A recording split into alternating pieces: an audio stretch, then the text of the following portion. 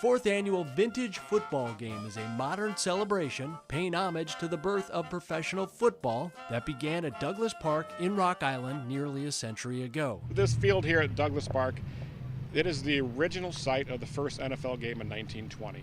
There's actually two games played on this date, October 3rd, 1920. One was here in Rock Island, one was in Dayton, Ohio.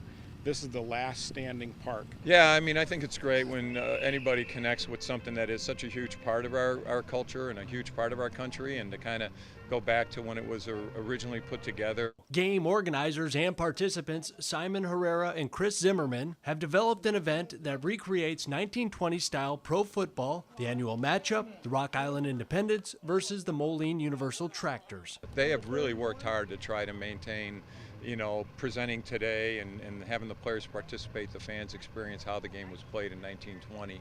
Of course, little safety considerations. We don't have the tackle component of the game. They'll be utilizing flags. We've got the players, with their replica uniforms that the Rock Island wore at the time. We've also got some of the leather helmets that they used back in that era. We've also got a representation of the football, which you can see is a little bit bigger, more of a balloon type football, very hard to pass. So back in those days, there was a lot of running. 57-year-old football historian Roy Sy has made the trip each year from the Chicago suburbs to not only MC the event, but to suit up and play. When I reached out to Simon and Chris on this, I've been doing research for 20 years on the early days of the NFL.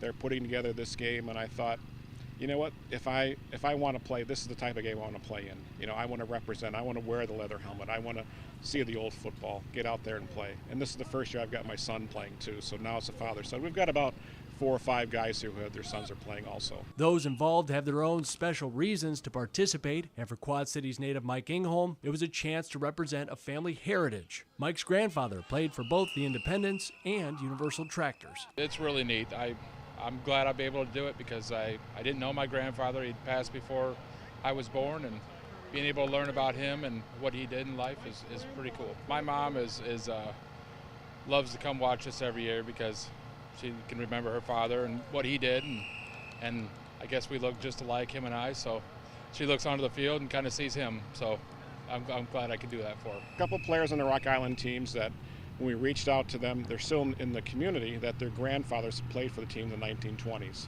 So we've got a couple guys here. Last year we had a couple players who their fathers played for the Moline team, or grandfather Moline team back in the early 1920s. Now, as for the game itself, the rules and style are a bit different from what we see in today's NFL. The rules are not as complex as they are today, but you still have the standard rules of holding and pass interference and offsides. At that time, you would maybe have 1 or 2 referees refereeing the whole game.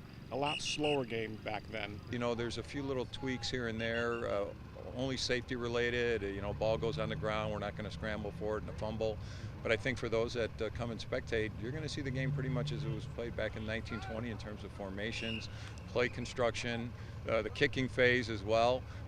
So it's had to read the rules closely and pay attention to them so that we don't use 1920 or I guess 2020 rules in 1920 game. Weird how far the game has come. Now they wear pads and we're out here with leather helmets and no pads, and that's football, I think. For now, the real-life Field of Dreams will continue to play host to a game and a history that has helped create an American sports legacy. And the men that pioneered the game of football, maybe not certainly knowing what it's become now in our day and age, but thinking that it could be important to communities and now to see where it's really exploded, and it's meant a lot, again, to various towns, school districts, etc. And I know the game is maybe facing some new challenges, but I certainly hope that they can, and they are making the adjustments to keep it as safe as possible and still be an important part of the American fabric. Coming up next on Inside Sports.